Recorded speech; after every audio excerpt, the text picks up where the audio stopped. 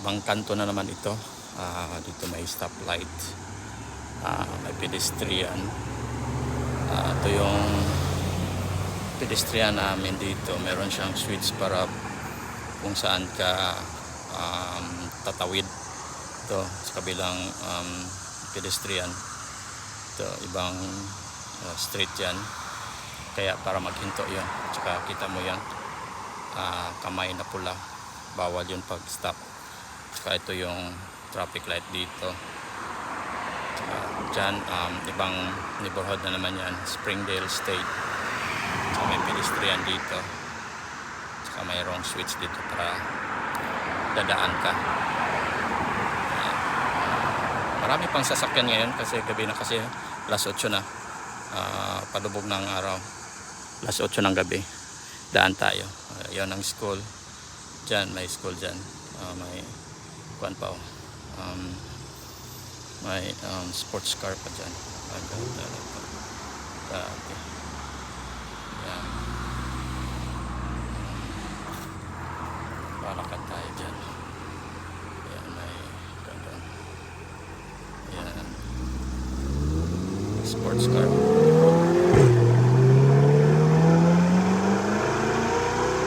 Ganda. Yan. Tawid na tayo kahit time na magtawid. Yan, may green na tayo. May Tesla. Ito Tesla. Malapit na tayo sa bahay. Ito magandang area ito. Kita mo yung fence nila, yung bakod. Ganda, para siyang nasa movie. Ganito talagang bakod dito. Kahoy, may pintura. Kadalasan walang mga bakod, mga bahay dito. Pero ito kasi old community, kaya may bakod sila. Saka hindi naman talaga para sa kawatan, kasi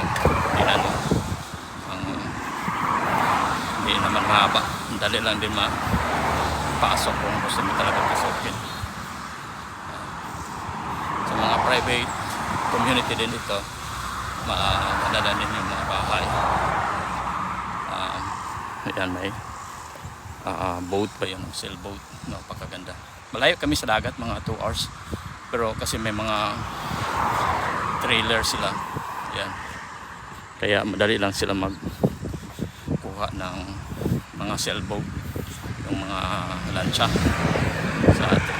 Maybe bike. Tingnan natin kung gaano kaganda ito. Ito sabi ko, may sailboat siya. Yan, ang ganda.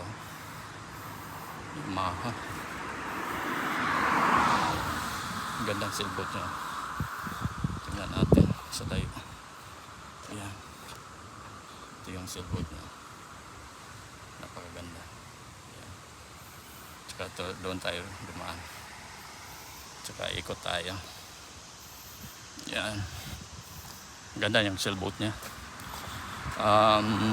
Marami ding mga tao dito na mahilig sa fishing o mahilig sa dagat or tubig. Marami ding lake dito na malalaki, kaya may mga sailboat din.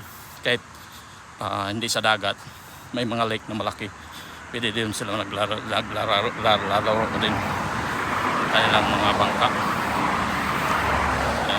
Kahit malayo na kami sa tubig, kaso may mga trailer sila, kaya pwede nila hilain lang yun, walang problema. Kaya madali lang sa kanila, kaso wala tayong time. Hindi ko rin hilig yun. Kaya dito tayo, padilim na kasi alas 8:30 na pauwi na tayo. Patapos na rin yung vlogging natin. At saka sana na enjoy kayo sa panonood ng mga videos ko. Kaya huwag kalimutan comments, likes, subscribe and share. Ito for sale pala itong bahay nito. Kita mo yan, for sale house. Ganyan kaganda yung bahay na for sale. Ayan.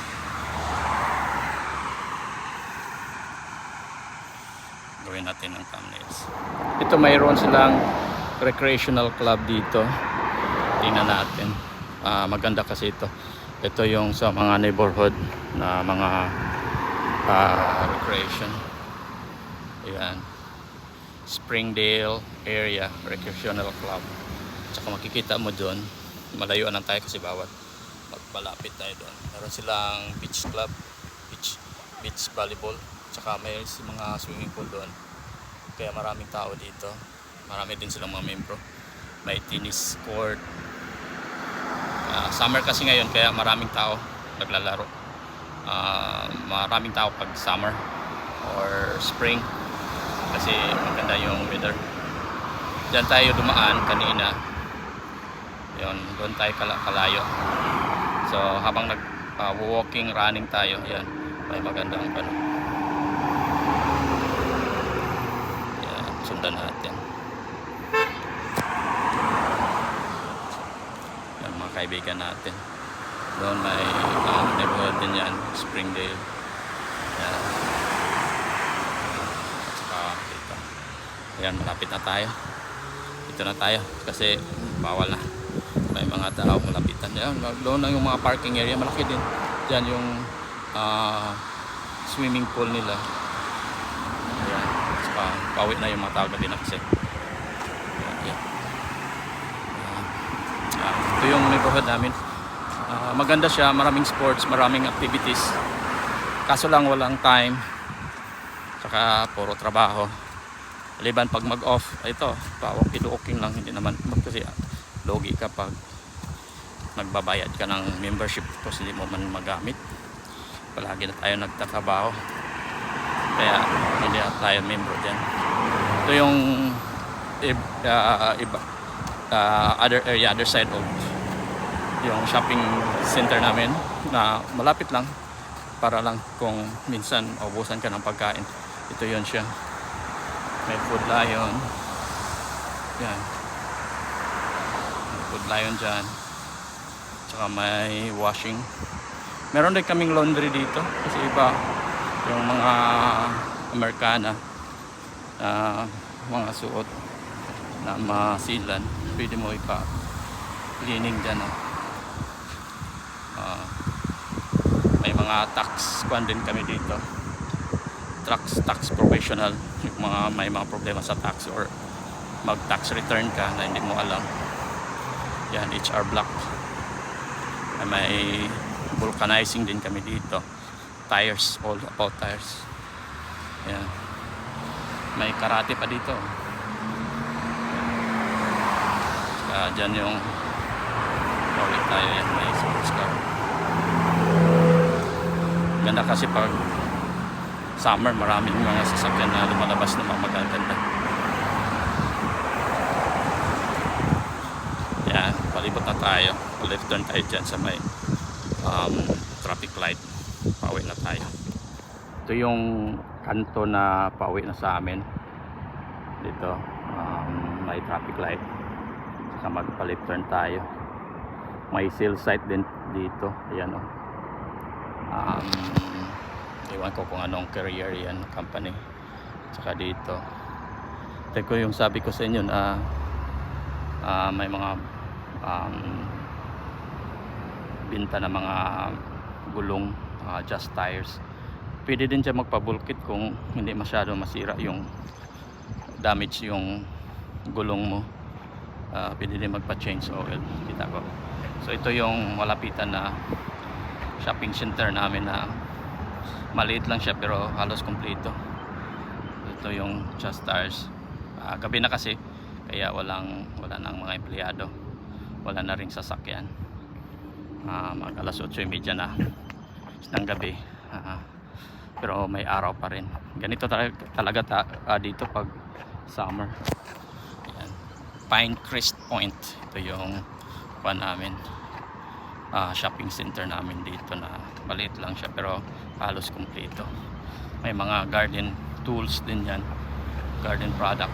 May mga restaurant yan, Manchester's, pero hindi yan hindi yan sa London or sa UK. Manchester yan dito sa North Carolina. Dadaan na sasakyan. Saka ito yung tower cell site. Ay nagsashopping pa kasi minsan yung mga empleyado gabi na umuwi, daan muna dyan mag grocery. Mamaya pagtapos natin mag grocery tayo. Naka-grocery ako last week Yan yun. May Ace Hardware din, mga garden products nandun. Yan, yung parking area dito. Maganda dito kasi malaki yung parking area. Required talaga sa kanila parking area. Kasi wala pa namang kuan dito walang mga bus or public transportation. May mga Uber, Lyft, pero kadalasan talaga dito may sariling sasakyan, kaya required talaga ng malaking parking area. Pauwi na tayo. Yan, dito yung kanina na nag-umpisa tayo.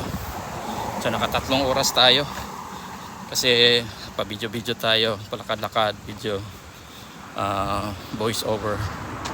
Mahirap din magkuha ng mga magawa ng content.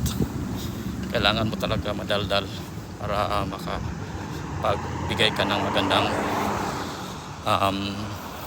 content. Kasi pag puro video lang na walang narration, hindi maintindihan ng mga viewers. Sana naintindihan nyo yung mga sinasabi ko. Kung wala kayong naintindihan, mag-comments kayo sa baba para mabasa ko at mabigyan ko ng hustisya. Ayan, nakaikot na tayo, pero pauwi na tayo mga 15 minutes from here. Abot na tayo sa bahay. Ayan, so naikot tayo kanina, dyan tayo saka dito. Walang traffic light kasi dito, kaya dapat stop yon kasi priority yung pedestrian dito, priority ang tao. Kaya mag-ingat ka rin mag-drive kasi mahal yung insurance mo pag hindi ka marunong mag-drive. Tataas yung insurance pag marami kang violation. Yan, dyan tayo kanina. Yan yung shopping center. Yan yung fire department. Tsaka yung shopping center na ikot na natin. Dito naman yung pauwi sa bahay. Yan. Sana nagustuhan ninyo. May isa pa tayong kanto doon. Doon tayo tapos. Ito yung pinaka-last na kanto. Pauwi na sa bahay. Dyan yung airport banda, yung RDU, Raleigh Durham International Airport. Kaya maraming mga aeroplano dito dadaan. Tsaka dyan yung downtown area. Tsaka dito yung kuan namin dito. Doon yung saan ako galing. Ito yung neighborhood namin, Wingate. Tsaka doon papuntang bahay. Tsaka na-explain ko naman ito. Ito yung push button na kung gamit ka ng pedestrian. Ayan. Yung malaki pa na trailer truck. Doon may post office din kami doon. Kaya may mga yan, yung sabi ko na may aeroplano. Tingnan mo yan. May aeroplano. Magla-landing. Kasi airport na yan dyan Ayan. Kaya magandang neighborhood na ito. Kaso lang malayo sa Pilipinas. Mas gusto ko pa rin yung malapit sa Pilipinas kasi pag sakay mo ng aeroplano 36 hours yung flight time. Ayan, aeroplano dyan dadaan. Ayan, aeroplano magpalanding na yon dito. Ayan, so naikot ko na lahat yung area namin. Sana nagustuhan nyo yung vlogging ko ngayon, yung content ko ngayon. Saka shout out sa lahat ng mga viewers ko. Marilyn, Mamix, thank you so much. Alexis, Emma, Ma'am Emma sa Saudi, thank you. Saka Sir Anthony Abi, Ma'am Arlene, Maxi, saka Polobing Vlogger, Buholano, Charmad, G-Boy, Gamino, saka sa lahat na. Hanggang sa susunod na video. Maraming salamat.